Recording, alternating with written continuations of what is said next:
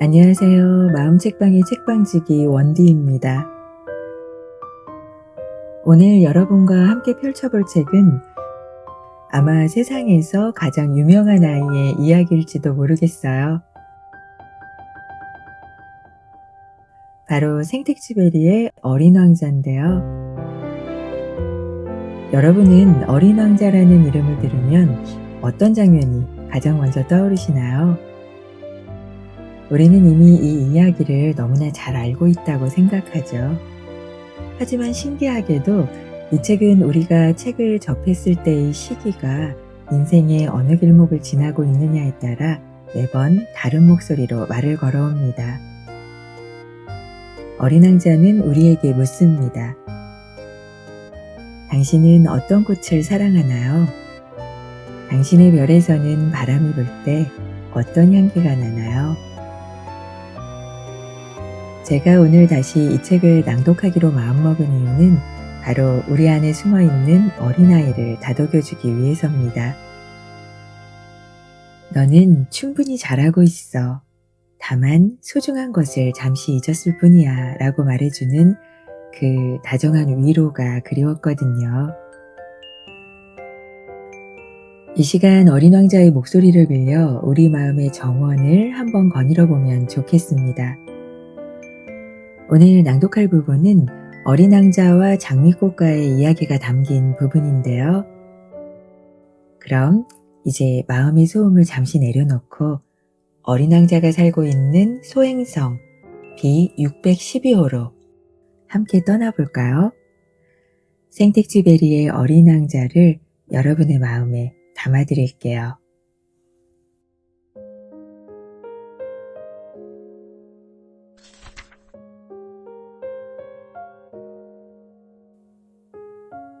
닷새째 되던 그날도 양의 덕택으로 어린 왕자의 또 다른 비밀을 알게 되었다. 그는 오랫동안 속으로 생각하던 문제의 결과인 것처럼 밑도 끝도 없이 갑자기 이런 것을 물었다. 양이 말이야, 작은 나무를 먹으면 꽃도 먹을 테지? 양은 무엇이든지 다 먹는단다. 가시도 친 꽃도 먹어? 그럼 가시는 아무 소용이 없잖아. 나는 그것을 알지 못했었다. 그때는 엔진에 너무 꼭 박힌 볼트를 빼보려고 한참 끙끙대던 중이었다. 기계 고장이 매우 큰일로 생각되기 시작했고 또 물이 얼마 남지 않아서 최악의 상황에 처할 염려가 있었기 때문에 나는 무척 걱정을 하고 있던 참이었다. 가시는 무슨 소용이야? 어린 왕자는 한번 물어보면 영 그대로 지나치는 일이 없었다. 나는 볼트 때문에 짜증이 나서 아무렇게나 말했다. 가시, 그건 아무 소용없는 거다. 꽃들이 심술궂어서 그런 것뿐이지. 그래? 그러나 잠깐 말없이 있더니 원망스러운 듯이 이런 말을 툭 던졌다. 나는 아저씨 말을 믿지 않아. 꽃들은 힘이 없어. 그리고 순진해. 꽃들은 저희들이 할 수 있는 안전책을 쓰는 거야. 가시가 있으니까. 저희들을 지키려고 애를 쓰는 거야. 가시가 있으니까. 저희들이 아주 무서운 물건이기나 한 것처럼 생각하고 있는 거야. 나는 아무 말도 하지 않았다. 그때 나는 이런 생각을 하던 중이었다. 요 녀석 볼트가 그저 꼼짝 않으면 망치로 두들겨 깨뜨려 버리리라. 어린 왕자는 다시 내 생각에 회방을 놓았다. 아저씨는 그렇게 생각하고 있는 거야? 꽃들이 아니야. 아무 생각도 하지 않았어. 되는 대로 말해버린 거야. 난 지금 아주 중요한 일을 하고 있단 말이야. 그는 어이가 없는 듯이 나를 쳐다보았다. 아주 중요한? 어린 왕자는 손에는 망치를 들고 손가락은 시커먼 기름투성이가 된 그에게는 이상하게 생각되는 물건 위에 몸을 구부리고 있는 나를 보다가 이렇게 중얼거렸다. 아저씨는 어른들처럼 말하고 있네. 이 말을 듣고 나는 좀 부끄러웠다. 그는 사정없이 말을 이었다. 아저씨는 모든 것을 혼동하고 있는 거야. 마구 뒤죽박죽 만들고. 그는 화가 잔뜩 나 있었다. 그는 샛노란 금발을 바람에 휘날리며 말했다. 나는 얼굴 시뻘건 어떤 아저씨가 살고 있는 별을 하나 알고 있어. 그 사람은 꽃향기를 맡아본 적이 없어. 더하기 빼기 밖에는 아무것도 하는 일이 없어. 그리고 온종일 나는 착실한 사람이다. 나는 착실한 사람이다. 중얼거리기만 하고 있지. 잔뜩 거드름도 부리면서. 하지만 그건 사람이 아니야. 버섯이야. 뭐라고? 버섯이란 말이야. 어린 왕자는 화가 나 얼굴이 하얗게 질려 있었다. 수백만 년 전부터 꽃은 가시를 만들고 있어. 그렇지만 양들도 수백만 년 전부터 꽃을 먹고 있어. 그러면 어째서 아무 소용도 없는 가시를 만드느라 꽃들이 그렇게 고생을 하는지 알아보려고 하는 게 너무너무 중요한 일이 아니겠어? 꽃과 양의 싸움은 큰일이 아니야? 이건 시뻘건 뚱뚱보 아저씨의 계산보다 더 중대하고 중요한 일이야. 그리고 말이야, 만약 내 별 말고는 어디에도 없는 이 세상 단 하나밖에 없는 꽃을 알고 있는데 어린 양이 무심코 어느 날 아침 이렇게 단번에 먹어치워버린다면 그래도 중대한 일이 아니냔 말이야. 그는 얼굴을 붉히고 나서 다시 말을 이었다. 누가 수백만 개, 수천만 개 별 중에 하나밖에 없는 꽃을 사랑하고 있으면 별들만 쳐다봐도 행복해지는 거야. 속으로 저기 어디에 내 꽃이 있겠지? 그런 생각을 하게 되거든. 그런데 양이 그 꽃을 먹어봐. 이건 그에게는 별들이 모두 갑자기 빛을 잃는 거나 마찬가지야. 그래도 이게 중대한 일이 아니란 말이야? 그는 말을 더 잇지 못하고 갑자기 흐느껴 울기 시작했다. 해는 이미 저버린 뒤였다. 내 손에는 연장이 쥐어져 있지 않았다. 나는 망치며 볼트며 갈증이며 죽음 따위는 아무것도 아니라는 생각을 하고 있었다. 어떤 별, 어떤 떠돌이별, 내 별, 즉 지구 위에서 위로를 해주어야 할 어린 왕자가 있었던 것이다. 나는 그를 품에 안고 토닥이며 말했다. 네가 사랑하는 꽃은 위험하지 않아. 네 양에다가 굴레를 그려줄게. 네 꽃에는 울타리를 그려주고 또 무슨 말을 해야 할지 알 수가 없었다.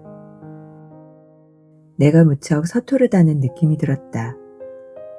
어떻게 해야 그를 위로해 줄 수 있고 그의 마음을 붙잡을 수 있는지 알 수 없었다. 눈물의 나라란 그처럼 신비로운 것이다. 나는 어느덧 그 꽃에 대해 좀 더 잘 알게 되었다. 어린 왕자의 별에는 꽃잎이 한 겹만 있는 아주 소박한 꽃들만 있었는데 그 꽃들은 자리도 별로 차지하지 않고 누구를 귀찮게 구는 일도 없었다. 하루아침에 풀 속에 나타났다가는 저녁에 지는 것이었다. 그런데 그 꽃은 어디서 왔는지 모를 시에서 싹이 텄는데 다른 싹과는 닮지 않은 이 싹을 어린 왕자는 무척 주의해서 살펴보았다. 바오밥 나무의 새 종류일지도 모른다고 생각한 것이다.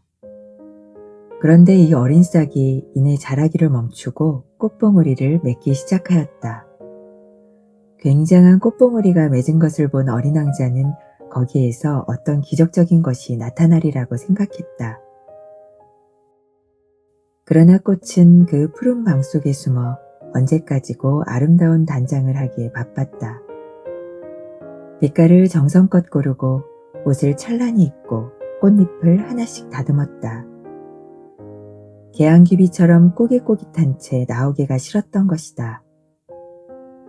그 아름다움의 절정에 다다랐을 때에야 나타나려고 했다. 그렇다. 무척 멋을 부리는 꽃이었다. 그 신비로운 단장이 며칠이고 계속됐다. 그러던 어느 날 아침 바로 해 뜰 무렵에 활짝 피어났다. 그런데 그렇게도 섬세한 치장을 하고 나온 꽃이건만 피곤한 듯 하품을 하며 이런 말을 했다. 이제야 겨우 잠이 깼어요. 용서하세요. 머리가 온통 헝클어져 있어요. 그때 어린 왕자는 감탄에 마지 않았다. 당신은 참 아름답군요. 그렇지요. 그리고 나는 해와 동시에 태어났어요. 어린 왕자는 그 꽃이 그다지 겸손하지는 않다고 짐작했다. 그러나 몹시도 마음을 움직이는 꽃이었다. 조금 있다가 꽃이 말을 이었다. 지금 아마 아침 식사 시간이죠? 제 생각을 좀 해주시겠어요? 어린 왕자는 무척 당황하여 신선한 물 한 통을 갖다 꽃에 뿌려주었다. 이렇게 이 꽃은 허영심으로 어린 왕자의 마음을 괴롭혔다. 어느 날 자기가 가지고 있는 가시 4개의 이야기를 하며 어린 왕자에게 이런 말을 하기도 했다. 호랑이들이 발톱을 세우고 달려들지도 몰라요. 우리 별에는 호랑이가 없어요. 그리고 호랑이는 풀을 먹지 않아요. 어린 왕자는 이렇게 대꾸했다. 그러자 꽃은 상냥스럽게 말했다. 나는 풀이 아니에요. 미안해요. 나는 호랑이는 조금도 무섭지 않지만 바람이 불어대는 건 질색이에요. 바람막이는 없나요? 어린 왕자는 이렇게 생각했다. 바람 부는 게 질색이라? 식물인데? 곤란한걸? 저녁에는 유리꽃가를 씌워주세요. 당신 별은 대단히 춥군요. 별의 위치가 좋지 못해요. 내가 있던 데는... 꽃은 말끝을 맺지 못했다. 그 꽃은 씨의 형태로 온 만큼 다른 세상에 대해서는 아무것도 알 턱이 없었다. 이렇게 빤한 거짓말을 하려다가 들킨 것이 부끄러워서 괜스레 어린 왕자를 탓하려고 2-3번 기침을 했다. 바람막이는 어쩌셨어요? 가지러 가려던 참인데 당신이 말을 하고 있어서요. 꽃은 그래도 어린 왕자에게 가책을 느끼게 하려고 기침을 더 심하게 했다.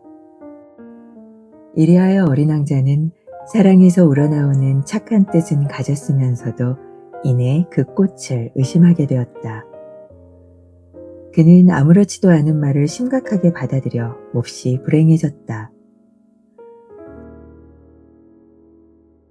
하루는 어린 왕자가 내게 이렇게 속마음을 털어놓았다. 그 꽃이 하는 말을 듣지 않았어야 했어. 꽃이 하는 말은 절대로 듣지 말아야 해. 그냥 보고 향기를 맡기만 해야 해. 내 꽃이 내 별을 향기롭게 해주고 있었지만 나는 그걸 즐길 수가 없었어. 그 발톱 이야기를 들었을 때도 조바심이 났지만 사실은 가엾은 생각이 들었어야 했어. 또 이런 이야기도 했다. 나는 그때 아무것도 이해 못했어. 그 꽃이 하는 말을 가지고 판단할 것이 아니라 행동을 보고 판단해야 할 걸 그랬어. 내게 향기를 주고 내 마음을 환하게 해주었어. 도망치지 않았어야 했어. 그 얕은 꾀 뒤에 깊은 사랑이 숨어 있는 걸 눈치챘어야 하는 건데 그랬어. 꽃들은 마음과 어긋나는 말을 무척 잘하니까. 그렇지만 나는 너무 어려서 그 꽃을 사랑할 줄 몰랐어.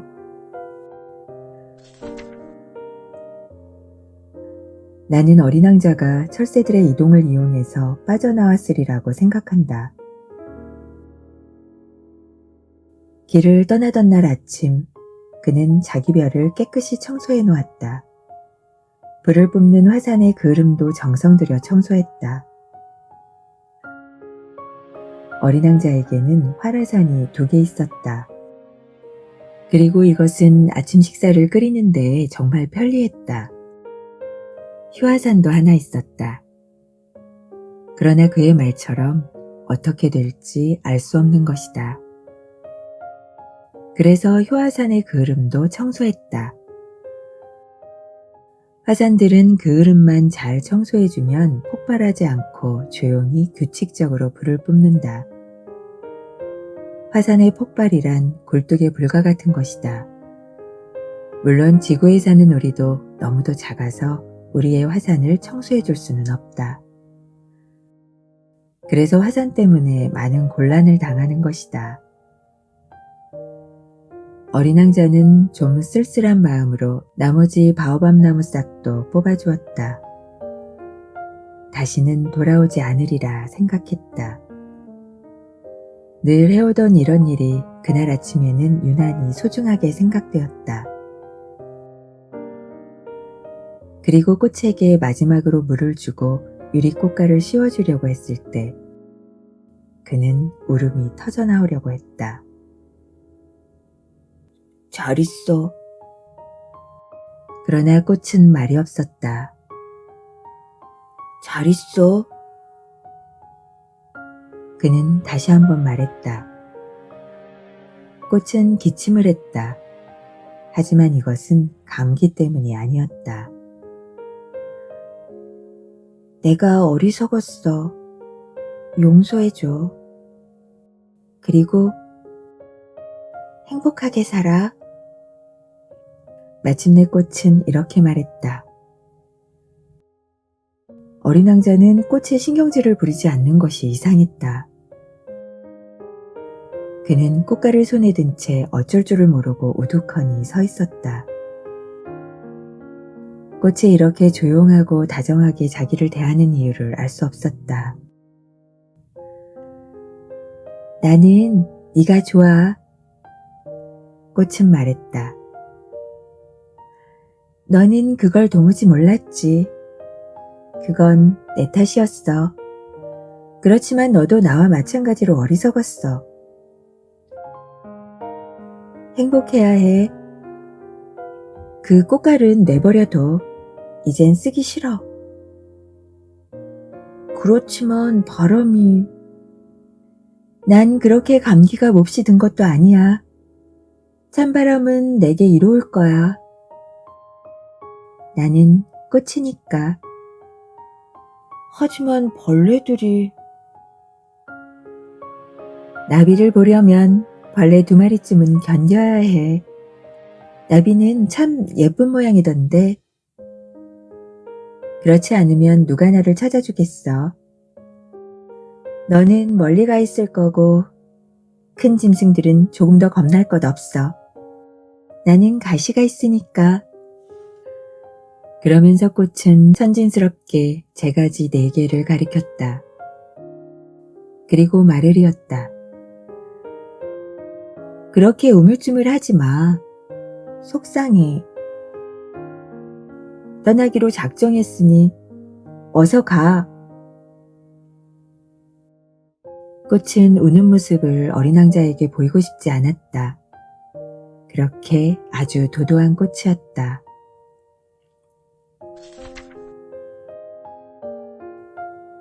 어린 왕자는 소옥성 325호, 326호, 327호, 328호, 329호, 330호와 이웃해 있었다.